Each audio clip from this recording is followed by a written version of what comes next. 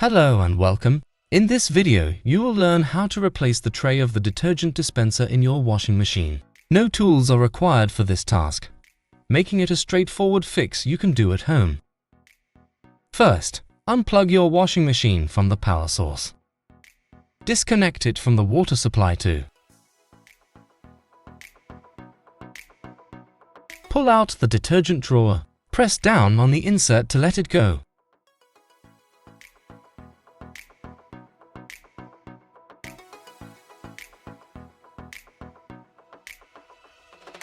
Press on the catch elements to detach the handle from the dispenser tray.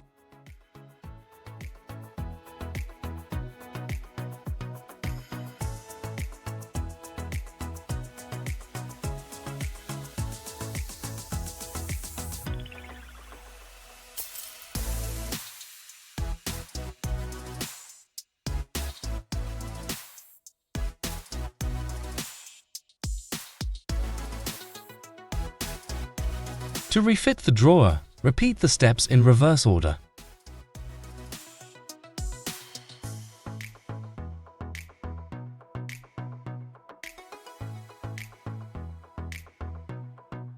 Make sure the handle clicks into place.